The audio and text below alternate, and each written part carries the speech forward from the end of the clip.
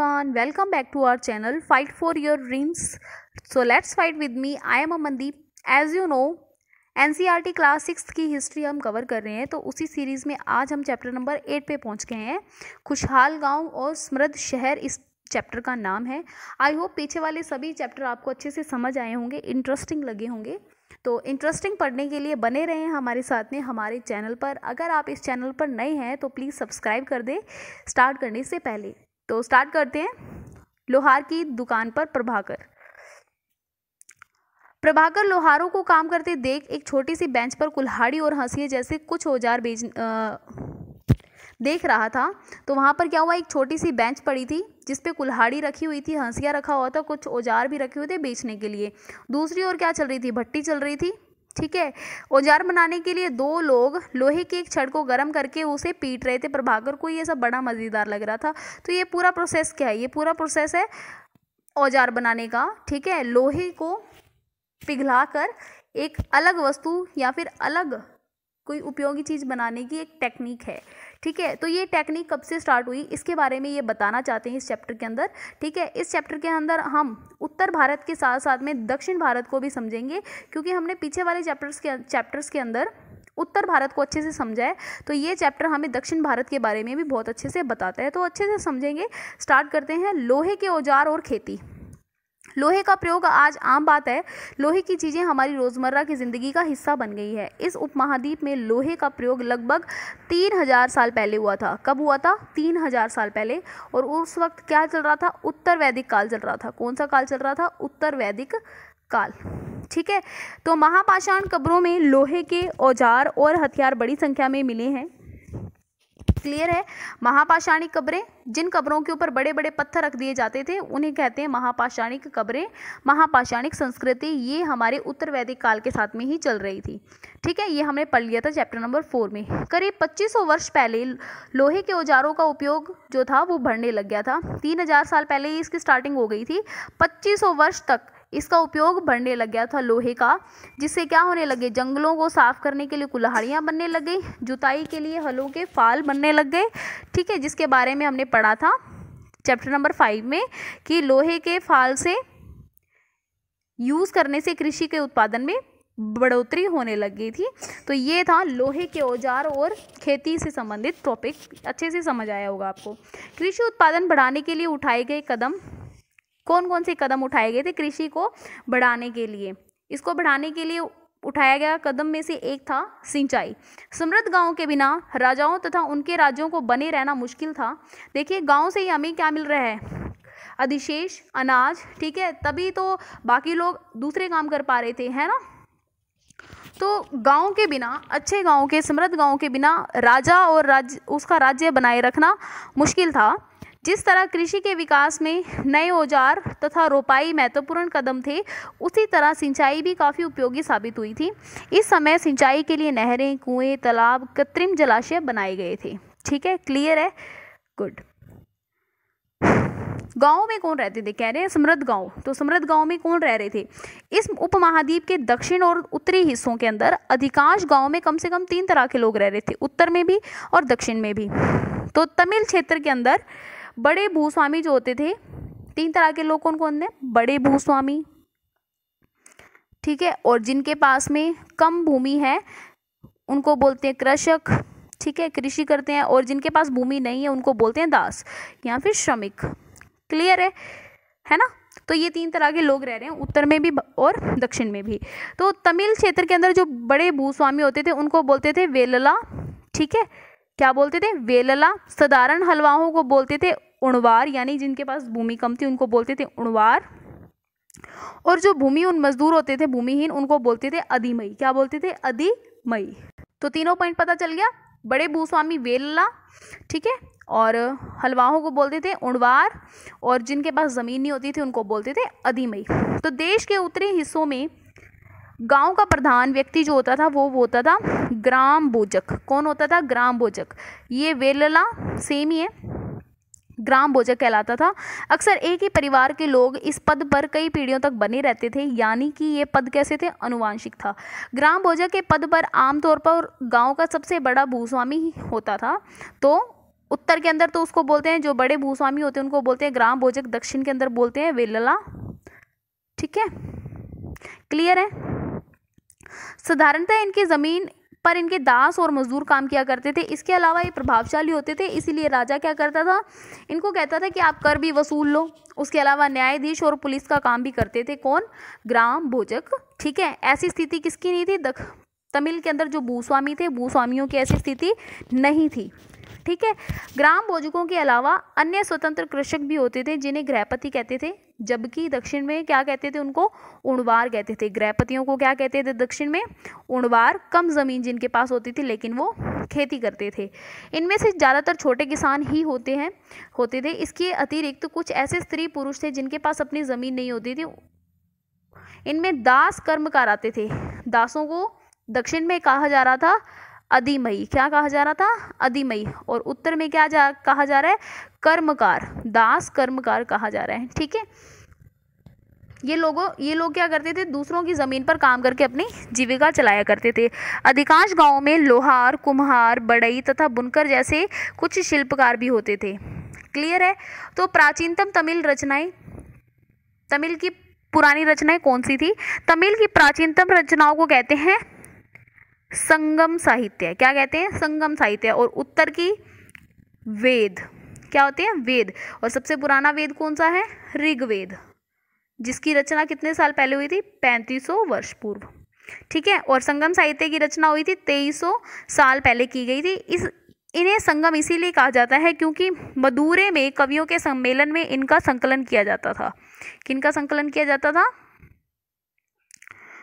ठीक है, रचनाओं का कवियों के सम्मेलन में इनका संकलन किया जाता था, इसीलिए क्या कहा जाता है? इनको संगम कहा जाता है। कवियों के सम्मेलनों में प्राचीनतम जो रचनाएं होती थी उनका संकलन कर लिया जाता था, उनको इकट्ठा कर लिया जाता था, तो क्या बन गया? संगम। गांव में रहने वालों के जिन तमिल नामों का उल्लेख यहाँ किया गया है वे संगम साहित्य में पाए गए हैं। ये अपनों ने गांव का नाम लिया ना, मदुरै, तो ये मदुरै का जो साक्ष्य है या फिर जो नाम है वो हमें संगम साहित्य में देखने को मिलता है। आई होप आपको समझ आ गया होगा प्राचीनतम तमिल रचनाएं। क्लियर है? गुड। नगर क्या कहती हैं? कहानियाँ, यात्राएं और यात्रा विवरण, मूर्ति कलाएं और पुरातत्व। तुमने जातकों के बारे में सुना होगा। जातक जो हमारे घर पे जो हमें कहानियाँ सुना देते हैं ना, दादा दादी हो गए, हमारे नाना नानी, मम्मी भी सुना देती है कई बार, तो वो जो कहानियाँ जो लोगों के अंदर प्रचलित होती है उनको बोलते हैं जातक। ठीक है, ये वो कहानियाँ हैं जो आम लोगों में प्रचलित थी, जातक कथाएं होती है। बौद्ध भिक्षुओं ने क्या किया? उन पूरी कहानियों को इकट्ठा किया और एक किताब के अंदर जाके लिख दिया और वो पूरी क्या बन गई? जातक कथा। ठीक है, जहाँ एक जातक कथा दी गई है, इसमें बताया गया है कि एक निर्धन किस तरह धनी बन जाता है। तो इस जातक कथा के अंदर कहानियों का संकलन है, काफ़ी कहानियाँ लिखी हुई है। एक कहानी हमारी किताब के अंदर है तो हम पढ़ लेते हैं। एक निर्धन की चतुराई।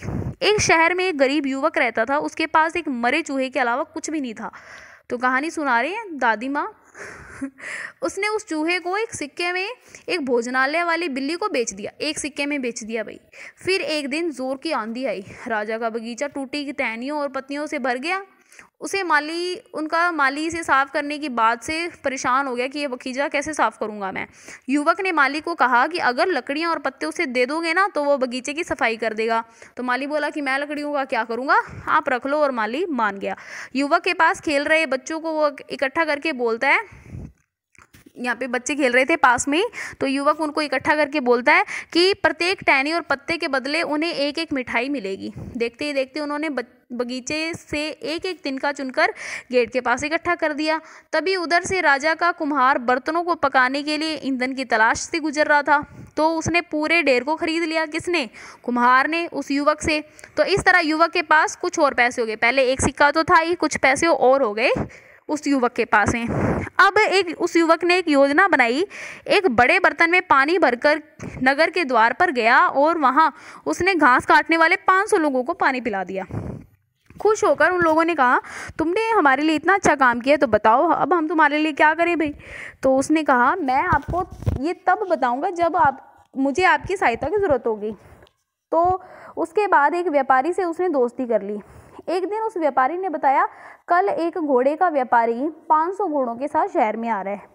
तो ये सुनकर युवक ने उन घास काटने वालों के पास जाकर कहा, कृपया तुम सब एक एक घास का गट्टर मुझे दे दो और अपनी घास तब तक मत बेचो जब तक मेरी ना बिक जाए। तो उन्होंने उसे घास के 500 गट्टर दे दिए और जब व्यापारी को कहीं भी घास नहीं मिली तो उसने युवक की घास 1000 सिक्के में खरीद ली। समझ आ गया? तो युवक की जो घास थी वो 1000 सिक्के में खरीद ली। आई होप आपको ये पूरा समझ आ गया होगा, क्लियर हो गया होगा, है ना। तो कैसे उस निर्धन ने चतुराई से अपने पास धन जमा कर लिया। तो ये एक जातक जो थी, कहानी जो थी वो जातक कथा के अंदर लिखी हुई थी।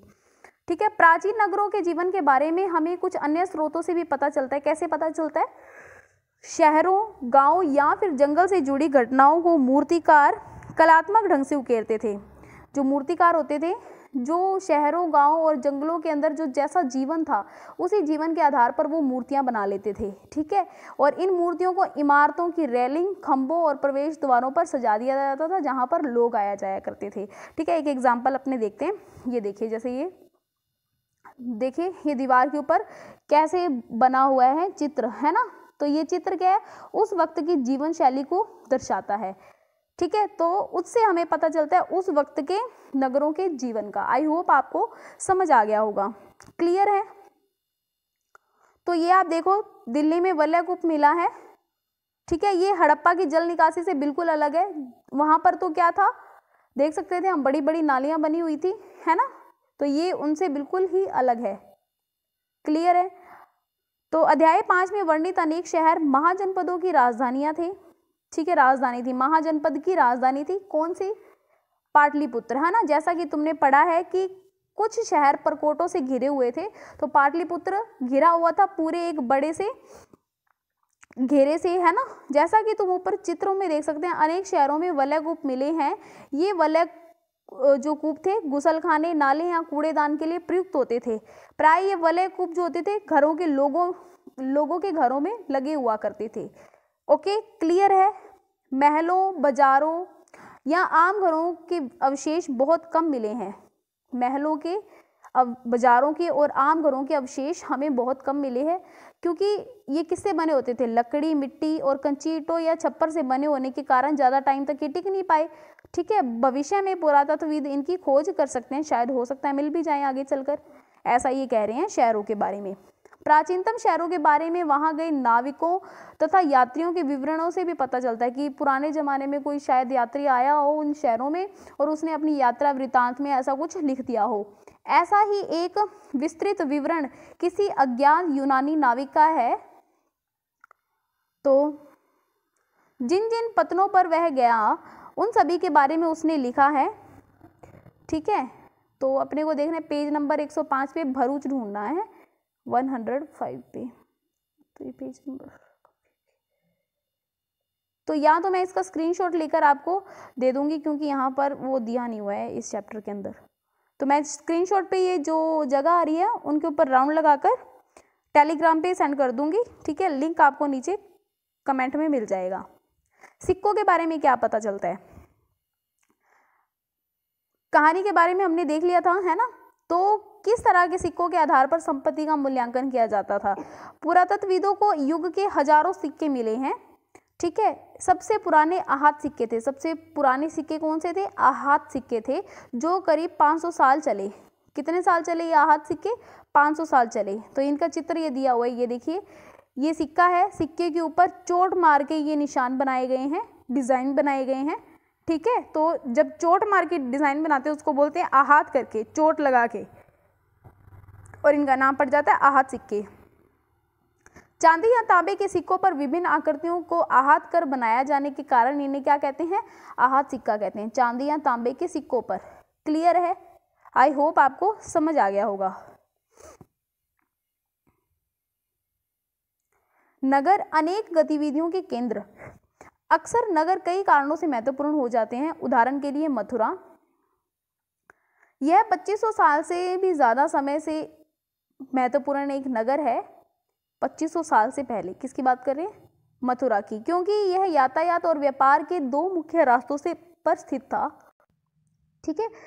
ये यातायात और व्यापार के दो मुख्य रास्तों पर स्थित था। इनमें से एक रास्ता तो उत्तर पश्चिम से पूर्व की ओर और दूसरा रास्ता उत्तर दक्षिण की ओर से जाने वाला था। शहरों के चारों ओर किलेबंदी थी। ये जो हमारा मथुरा शहर है उसके चारों ओर किलेबंदी की गई थी और इसके अंदर बहुत सारे मंदिर बने हुए थे। आसपास के किसान और जो पशुपालक होते थे शहर में रहने वालों के लिए भोजन जुटाया करते थे और मथुरा बेहतरीन मूर्तियां बनाने का केंद्र था। तो एक शहर की ये बात कर रहे हैं, जो शहर है वो उनका अलग अलग जो था गतिविधियों का सेंटर था। वो कोई भी शहर है, अपने मान लेते हैं कि बहुत सारी गतिविधियां होती है शहरों के अंदर, तो उनमें से हमने एक कौन सा शहर लिया, मथुरा। तो मथुरा की मैं लोकेशन आपको टेलीग्राम पे सेंड कर दूंगी, ठीक है, मैप के ऊपर। तो ये 2500 साल से भी ज़्यादा समय से एक महत्वपूर्ण नगर था, क्योंकि यातायात और व्यापार के माध्यम से महत्वपूर्ण था, ठीक है, क्लियर है।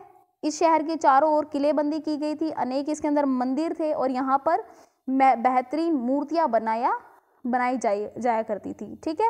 लगभग 2000 साल पहले मथुरा कुषाणों की दूसरी राजधानी बनी। किसकी राजधानी बनी? कुषाणों की दूसरी राजधानी बनी। इसके बारे में चैप्टर नंबर अगला आएगा 9, उसमें पढ़ेंगे अपने। मथुरा एक धार्मिक केंद्र भी रहा है। यहाँ बौद्ध विहार और जैन मंदिर है। कहाँ पे? मथुरा में। यहाँ कृष्ण भक्ति का एक महत्वपूर्ण केंद्र भी है। तो कृष्ण से रिलेटेड है ये मथुरा, और बौद्ध विहार और जैन मंदिर है ना। विहार मैंने आपको पढ़ाया था, और है ना, तो आपको अच्छे से याद होगा, क्लियर है। मथुरा हमने समझ लिया है। मथुरा के प्रस्तर खंडों तथा मूर्तियों पर अनेक अभिलेख मिले हैं। जो मथुरा के अंदर जो पत्थर के जो खंड है और मूर्तियां हैं उनके ऊपर काफ़ी कुछ लिखी हुई चीज़ें मिली हैं। आमतौर पर ये संक्षिप्त अभिलेख है जो स्त्रियों पुरुषों द्वारा मठों या मंदिरों को जाने वाले दान का उल्लेख करते हैं। जो स्त्री होती है, स्त्रियां, पुरुष, ठीक है, मंदिरों और मठों के अंदर जो दान देते हैं उनका उल्लेख कर देते हैं। जैसे आज भी कुछ लोग दान करते हैं और नीचे उत्कीर्ण करवा देते हैं कि ये इसके द्वारा भेंट किया गया है ना। प्राय शहर के राजा, रानी, अधिकारी, व्यापारी, शिल्पकार इस प्रकार का दान किया करते थे। उदाहरण के लिए मथुरा के अभिलेख में सुनारों, लोहारों, बुनकरों, टोकरी बुनने वालों, माला बुनने वालों और इत्र बुनने वालों का उल्लेख मिलता है। कहाँ से? अभिलेखों से। क्लियर है? आई होप आपको ये समझ आ गया होगा। तो आप ये सब ऊपर वाला जो पूरा पैराग्राफ है उसे पढ़ के आप इस क्वेश्चन को हल कर सकते हो। मथुरा के लोगों के व्यवसाय की सूची बनाओ। एक ऐसे व्यवसाय का नाम बताओ जो हड़प्पा के अंदर नहीं था, ठीक है। तो अपने को वैसे पता ही है ये वाला, लोहारों, ठीक है। तो शिल्पकार तथा शिल्प, पुरा स्थलों से शिल्पों के नमूने मिले हैं। इनमें मिट्टी के बहुत ही पतले और सुंदर बर्तन मिले हैं जिन्हें उत्तरी काले चमकीले पात्र कहा जाता है, क्योंकि ये ज़्यादातर उत्तरी काले, उत्तर के अंदर मिले हैं तो उत्तरी, है ना, उत्तरी काले चमकीले पात्र कहा जाता है। ध्यान रहे कि अन्य दूसरे शिल्पों के अवशेष नहीं बचे हैं। जैसे कि विभिन्न ग्रंथों में हमें पता चला है कि कपड़े का उत्पादन बहुत महत्वपूर्ण था। उत्तर में वाराणसी और दक्षिण में मदुरै इसके लिए प्रसिद्ध केंद्र थे। यहाँ स्त्री पुरुष दोनों काम किया करते थे। इन शिल्पों के बारे में हमें अवशेष नहीं मिले हैं। अनेक शिल्पकार और जो व्यापारी होते थे अपने अपने संघ बनाने लगे थे जिन्हें श्रेणी कहने लगे।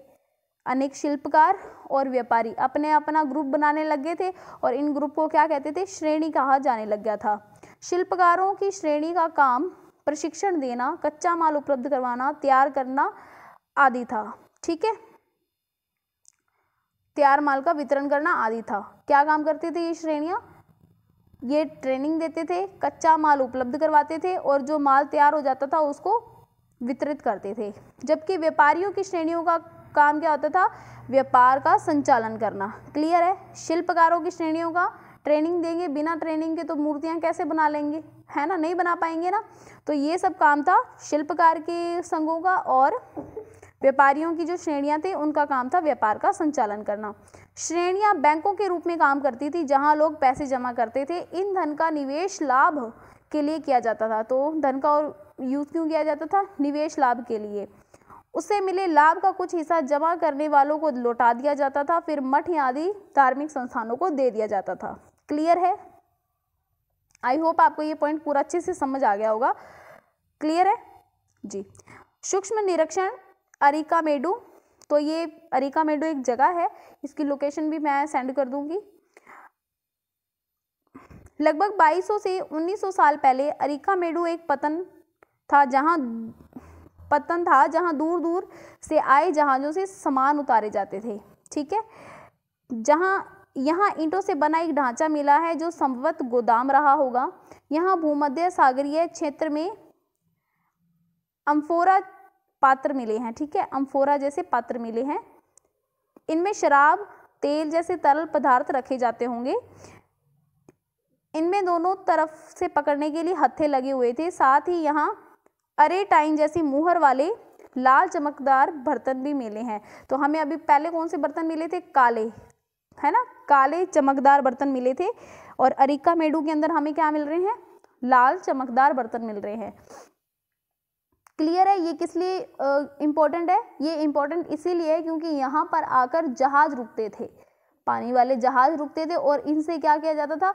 सामान उतारा और चढ़ाया जाता था। ठीक है, यहाँ से हमें क्या मिल रही है? एम्फोरा जैसे मिट्टी के बर्तन मिल रहे हैं जिनमें क्या डाला जाता था? शराब या तेल जैसे कुछ तरल पदार्थ डाले जाते होंगे। क्लियर है? इन्हें इटली के एक शहर के नाम पर रखा गया था। इटली का एक शहर था अरेटाइन पात्र। ठीक है, अरेटाइन। ठीक है, इटली का एक शहर का नाम था अरेटाइन, तो उसी के नाम पर रख दिया अरेटाइन पात्र। ठीक है, इसे मुहर लगे सांचे पर गिल्ली चिकनी मिट्टी को दबाकर बनाया जाता था। और ऐसे भी बर्तन मिले हैं जिनका डिजाइन तो रोम का था किंतु वो बनाए यहाँ पे गए थे। यहाँ रोमन लैंप, शीशे के बर्तन और रत्न भी मिले हैं।